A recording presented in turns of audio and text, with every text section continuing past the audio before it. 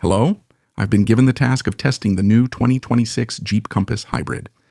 And to be honest, during the first few minutes, I felt a bit unsure.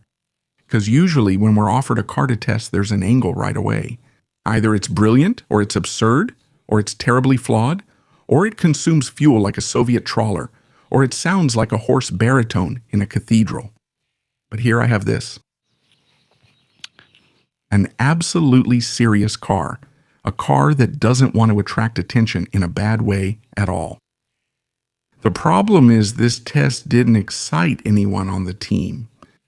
So here I am alone with a tripod I bought from the same place you get fluorescent cases for an iPhone, a camera, a microphone, and a suction cup to talk to you about this new Jeep Compass. Cut. So I know what you're thinking. Nothing exciting.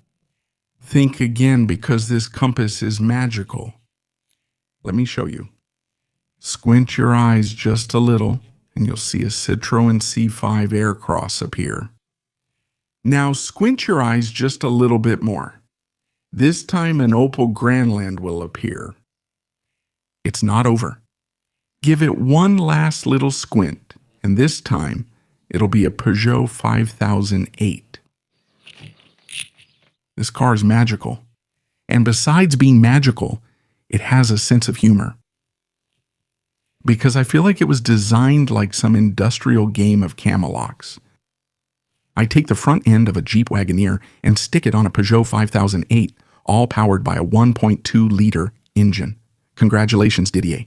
You win 13 points in your Carlos Tavares reserve. So we're in the grand theater of modern European automobiles, where every brand shares the same engineering, the same proportions, the same zeitgeist, and where each one tries to put on a jacket, a different one, on the same skeleton. That being said, Jeep chose a rather stylish jacket. The front end is impressive, it looks robust, and it's good looking. It uses plenty of visual gimmicks unique to the brand. And of course, all of it comes with that fabulous marketing speech telling you it's made for adventure. I'll say up front, we won't go off-roading with it. First, because that's expected, and mainly because it just can't handle it. It's two-wheel drive. A two-wheel drive Jeep, can you imagine? It's like Ferrari making electric cars. So yes, it has two-wheel drive, but in total it has four wheels. That's a really good thing. I like you too. All right, let's be clear. This new Compass has a lot of good qualities. It's much more spacious than the old one. It's better equipped, better connected, and comfortable. It perfectly meets modern expectations. But it has an infinitely subtle problem. I don't understand exactly who it's aimed at.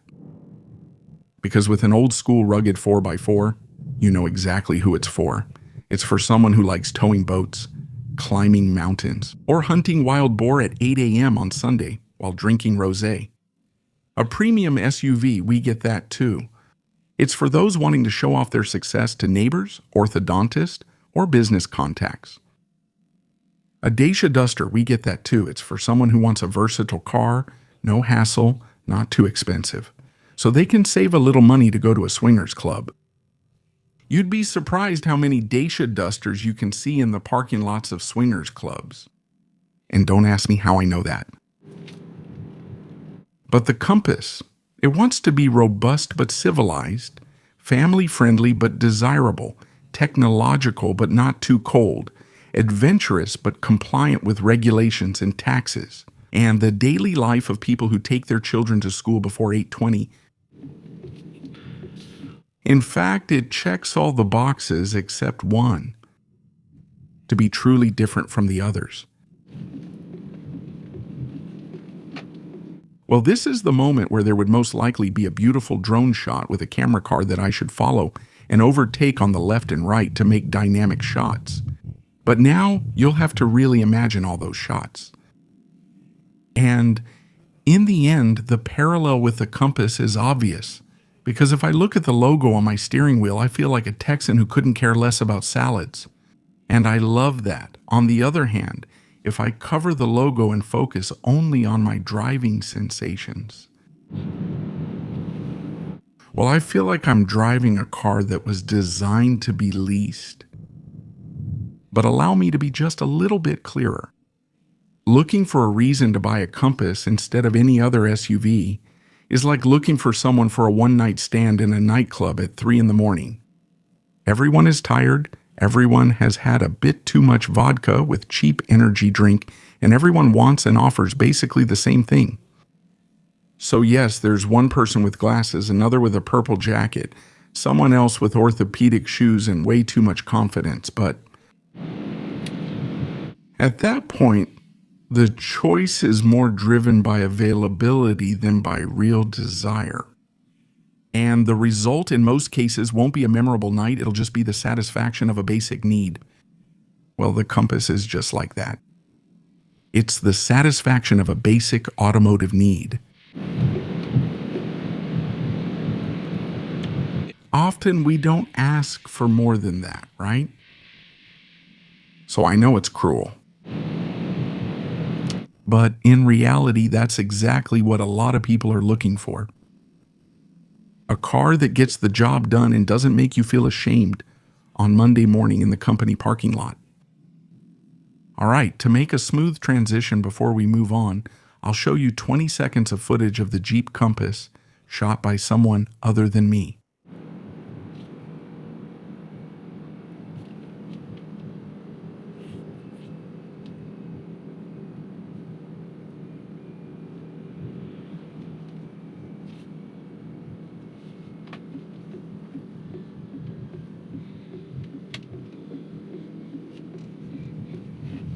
Sharing the same technical platform as other models from the same group is not a scandal.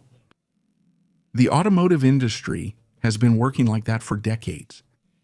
But there's a difference between sharing a skeleton and sharing a personality. 30 years ago, you could have cars that were very similar, based on the same platform, but that told completely different stories.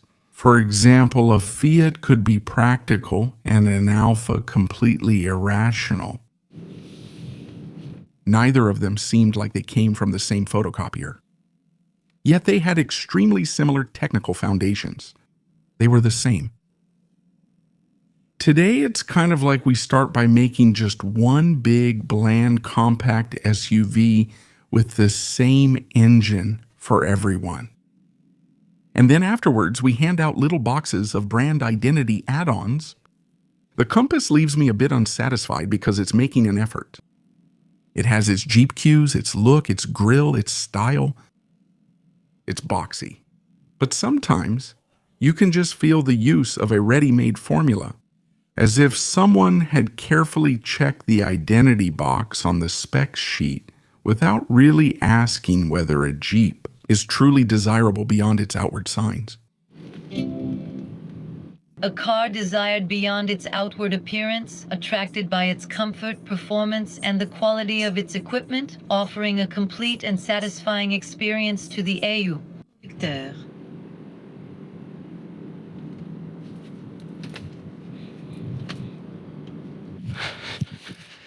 Now it's rolling. That's a very nice shot. It's not straight, it's okay. Now here we go. We'll pretend I just arrived. There. Boom, I park, handbrake there. This video isn't actually about the Compass. It's more about our automotive era. An era where we no longer really design cars for specific people with particular neuroses. We design cars more for budget trade-offs, CO2 standard screens, and monthly payments. And the result is often cars like this, neither ugly nor beautiful, neither exciting nor stupid. Cars that have everything they need to be easy to recommend, but nothing they need to be unforgettable. Unlike what's behind me. The worst part is, it works because we all more or less live that way now. We no longer choose what shocks. Instead, we pick what won't scandalize the neighbors, fits the budget, and will be more or less easy to resell. What has a screen big enough to justify its €40,000 price? And in the end, the Compass is probably one of the most honest answers of our time. It's no longer trying to be extravagant, it's just trying to be an honest answer. And that's what makes it, intellectually speaking, easy to love. But less so from a passionate perspective. But you and I know how passionate love ends.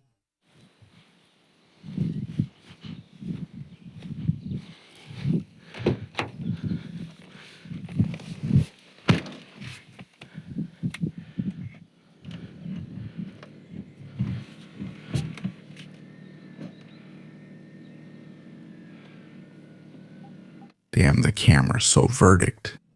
The Jeep Compass is probably not a bad purchase at all.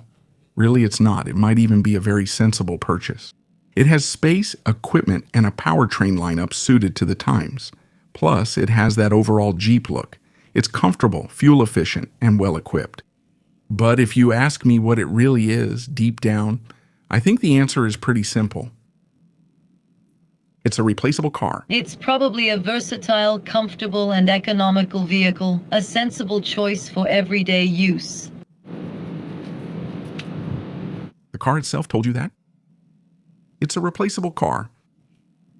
A car that will no doubt be bought for excellent reasons. And forgotten for excellent reasons as well. Indeed, this purchase can be very wise, combining comfort and practicality, offering excellent value for money.